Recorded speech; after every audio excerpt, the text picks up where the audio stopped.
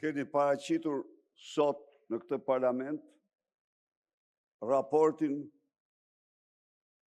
mbi integrimin në Bashkimin Evropian, i cili nga alfa tek omega, nga fjala e parë tek fjala e fundit, është mashtrim dhe vetëm mashtrim. Ky është një akt jashtëzakonisht i rëndë. Në një moment shumë të rëndësishëm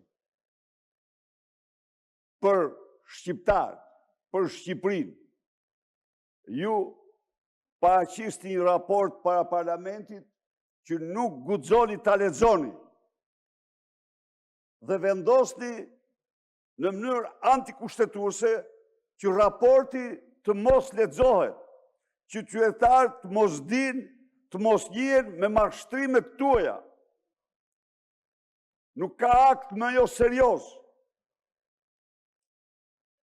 Nuk ka akt, prandaj kërkoj të tërhiqet me një raporti. Raporti është fund e krye. Mashtrime dhe burokraci, keni renditur vendime, qeverie, tjere me radhë. Kurse, për sa u përket performancës, të gjitha janë trillime. Të gjitha nxirren nga një figurë, nga Edi Rama dhe Lubia. Çoje ku të duash ti atë? Që të kapë dhe ty për si sklav. Pa jo mbetet krye hajdute e shqiptarëve pas Edi Ramës. Dhe tani, raporti nuk minatohet. Raporti duhet lexohet këtu, dhe mbi bazën e raportit të lexuar të Këshillit të Ministrave të bëhen diskutimet dhe pastaj të votohet rezoluta. Ju krijoni agjendën sipas qefit tuaj, po nuk është kështu. Si ka mundësi të diskutojmë për një raport që nuk e din qytetarë se çfarë është? Pse ja ufshini qytetarëve raportin ju? Pse ja ufshini qytetarëve raportin? Cili është? Sepse keni mbushur me mashtrime, të dashur qytetarë, e kanë mbushur fund e krye me mashtrime. Nuk guxojnë të dalin zot raportit. Skandal! Nuk arrini gjerë këtu. Keni detyrim ndaj qytetarëve të dalë këtu, të lexohet raporti, me qenë se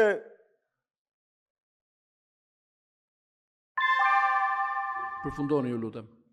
po tani, si të përfundoj unë, kur ju kërkoni të diskutohet për një raport që nuk din qytetarë se çfarë është? A e mendoni ju se çfarë kryeni këtu? A e mendoni? Si mund të pranosh ti një gjë të tillë, zoti kryetar? Të flasis për integrimin, një raport të tërë dhe s'ke një fjalë, qytetarët nuk dinë ç'është thënë. Çfarë jeni ju, am thonë? Shpell mafje? Po. Dhe ju që po më shifni atje do të bëj një pyetje unë këtu. Si ka mundësi që ajo e quhen pallosh i gjatë dhe ai bën gjithçka për ta mbrojtur, kurse ti e quhen Skënderbeg dhe të flak. Cila është? Cila është arsyeja? Përfundoni ju lutem. Sali je i pabesueshëm, sepse njëkohësisht je edhe denoncuesi më i madh edhe garantuesi më i madh i sistemit. Kështu që kur të çlirosh sistemin, kur të çlirosh partinë, kur të çlirosh opozitën, mund të flasim këtu dhe ndoshta terma doktor do të ngjisin më shumë. Po sot për sot, kontradikta e thellë të qenurit edhe denoncues, edhe garantues, nuk ta jep të drejtën të flasësh dhe i jep qytetarëve të drejtën të mos të besojnë.